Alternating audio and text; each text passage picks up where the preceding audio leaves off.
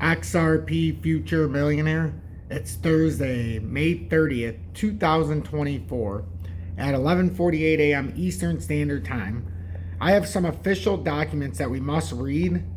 I have another update that's already been put out that you guys have watched. I decided to release this about 2 hours after just so everybody could see the technical analysis and then we could get this separated.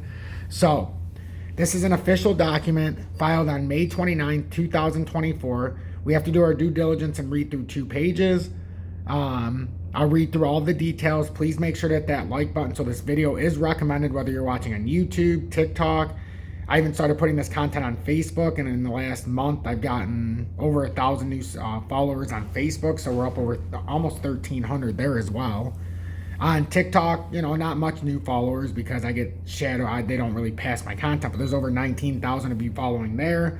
And on YouTube, over 21,600 subscribers there, which is my home. I just post the content everywhere else, and I'm shocked to see how many people continue to follow. So I greatly appreciate each and every one of you. So if you could just hit that like button so it's recommended on the platform of your choice, and we can get the word out. It would mean a lot to me. So this is official document number 968, filed on May 29, 2024, and this is page 1 of 2. I have both pages. And it's Honorable Annalisa Therese, United States District Court, Southern District of New York, 500 Pearl Street, New York, 10007. And it's a reply for the SEC versus Ripple Labs, Inc. And then there's number 20, CV 10832 or 832. And then you can see Southern District of New York. So, dear Judge Therese, Defendant Ripple Labs, Defendant Ripple Labs,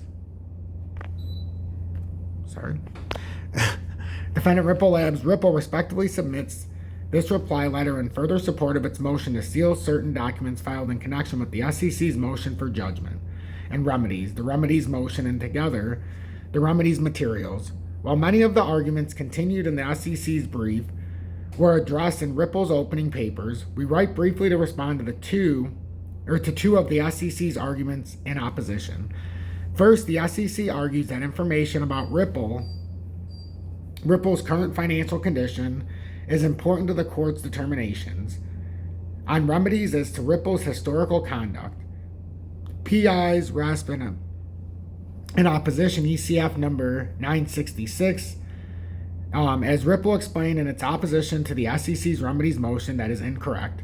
Ripple is not arguing it may be unable to pay any measured penalty, and there is otherwise no reason to believe that Ripple's current financial statements from years after the challenge conduct are relevant to the court's analysis.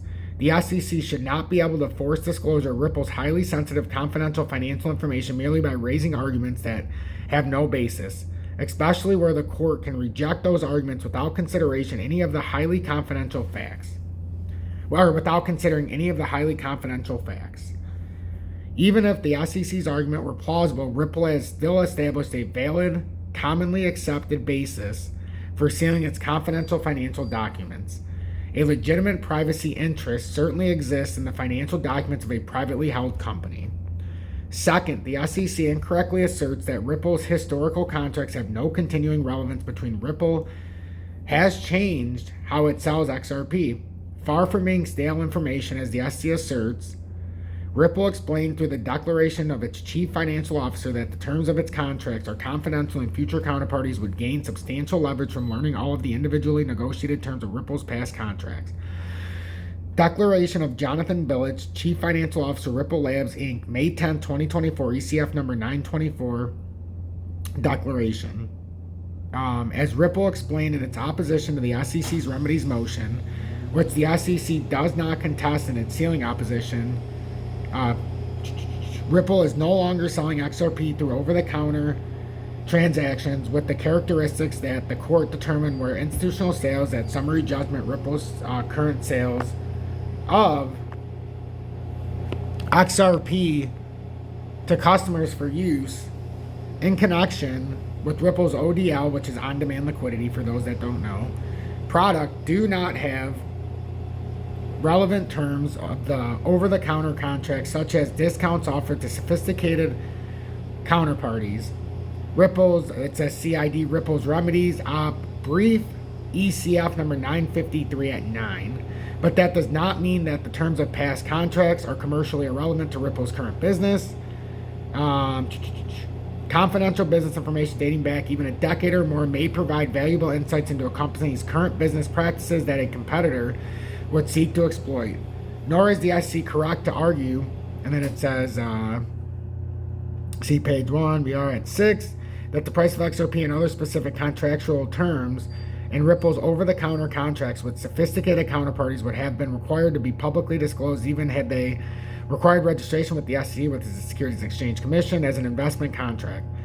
The court ruled that digital asset XRP is not a security, and so the price at which Ripple sold XRP was not the same as the price at which Ripple sold investment contracts described in the court summary judgment order. See ECF number 875 at 15. As such, the price of XRP in the contracts at issue here is not the price at which it is proposed that the security shall be offered to the public. For these reasons, and for the reasons set forth by Ripple's motion to seal, the court should grant Ripple's narrowly tailored request to seal the confidential non-public information submitted in connection with the SEC's motion for remedies. Respectfully submitted, Andrew J. Saraceni, whatever. And then this is just the official, so it's the counsel for defendant Ripple Labs Inc. So I hope that helped sort things out for you, as these are the official documents, and I'll put these out in a timely fashion.